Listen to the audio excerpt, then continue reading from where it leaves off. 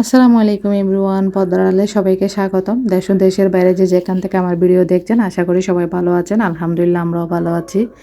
আজকের ভিডিওটা সকাল থেকে শুরু করেছি ব্রেকফাস্ট দিয়ে। আসলে ব্রেকফাস্টে গতকালের নাস্তায় যেগুলো নিয়ে আসা হয়েছে বাবার বাড়ি থেকে, আন্তাসাফা কর্ন, রসপুরি, সে সাথে ব্রেড। সকালের নাস্তাটা করে নিচ্ছি মেয়ে সাথে নিয়ে, যেহেতু ওর পরীক্ষা শেষ হয়েছে আলহামদুলিল্লাহ, বাট প্র্যাকটিক্যালগুলো রয়ে গেছে এখনও। তার কারণে ওই স্কুলে যাবে আজকে। সে সকাল সকালকে নাস্তা করিয়ে দিচ্ছি। আসলে প্রচুর গরম পড়তেছে, জানি না কোথায় বৃষ্টি হচ্ছে। যে চট্টগ্রামের মধ্যে কোনো বৃষ্টির দেখাই মিলতেছে না, এত গরম যা বলার মতো না। তার সাথে ইলেকট্রিসিটির প্রবলেম, বাচ্চারা তো জনজীবন অতিষ্ঠ হয়ে গেছে এই গরমের মধ্যে। নাস্তা করার পর আমি বেডশিটগুলো পানি দিয়ে ভিজিয়ে দিচ্ছি, গরম পানি দিয়ে ভিজিয়ে দেবো আধা ঘন্টার জন্য।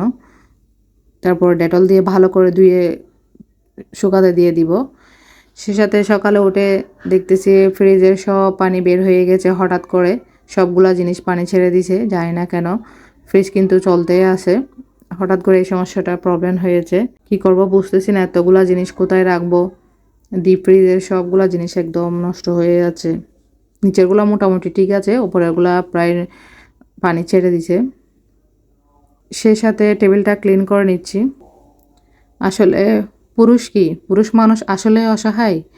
রাগ হলে কখনো বাপের বাড়িতে যেতে পারে না, সে সবসময় ছাত্রই থেকে যায়। কারণ মা মনে করেন বউ শিখিয়ে দিয়েছে, আর বউ মনে করেন মা শিখিয়ে দিয়েছে। সে কখনো বুঝে না। মা বলে বাবা তুই বুঝিস না, বউ বলে তুমি কিছু বোঝো না, আর বাচ্চারা বলে আব্বু কিছু বুঝে না। আসলে আপনারাই বলুন তো, পুরুষ মানুষ বোঝার বয়স কখন? কথাগুলো এই কারণে বলা, পলাশ সাহা যেটা করেছে আসলে এটা ঠিক না। উনি এটা না করে সমাধানে যেতে পারতো চাইলে। আজকে ওনার ঘটনাটার কারণে সবাই বুঝতে পারতেছে উনি কোন সিচুয়েশনে ছিল, কিভাবে ছিল।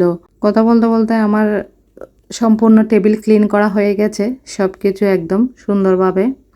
এবং পানির বোতলগুলো রিফিল করে টেবিলে রেখে দিচ্ছি। সেই সাথে বেসিনটাও ক্লিন করে নেব। বেসিন এটা ডেলি একবারও ধোয়া হয় প্রতিদিন সকালবেলা, তবু কেন জানি এত ময়লা হয়ে যায় বুঝতে পারি না। আর না ধুলেও কেমন জানি ভালো লাগে না, প্রতিদিনে ধুতে হয় যেহেতু বাচ্চারা আছে বাসায়। আর চট্টগ্রামের মধ্যে প্রচণ্ড গরম, যা বলার ভাষায় প্রকাশ নেই। কারণ জানি না কোথাও বৃষ্টি হচ্ছে কিনা, এই চট্টগ্রামে এখনও বৃষ্টি পড়তেছে না, দেখা দিচ্ছে না। প্রচণ্ড গরম, যা বাচ্চারা জনজীবন অতিষ্ঠ হয়ে গেছে প্রচুর পরিমাণে। সাথে সাথে ইলেকট্রিসিটিও অনেক সমস্যা করতেছে। বেসিনটা একদম কমপ্লিটভাবে ধোয়া হয়ে গেছে। সেই সাথে আমি আমগুলো ছুলে নিচ্ছি, কারণ রাত্রে সবাই দুধ দিয়ে ভাত খেয়ে নেবে। এটা হচ্ছে রাত্রের দিক দিয়ে ভিডিও। দুধ তো রেডি করে নিয়েছি, সাথে আমগুলোকে জুস বানিয়ে নিয়েছি ভাত দিয়ে খাওয়ার জন্য। কারণ আমার বাসায় আমার বাচ্চারা না অনেক পছন্দ করে আম ভাতটা, আমারও ভালো লাগে।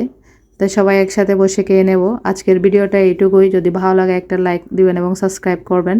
আসসালামু আলাইকুম, আল্লাহ হাফেজ।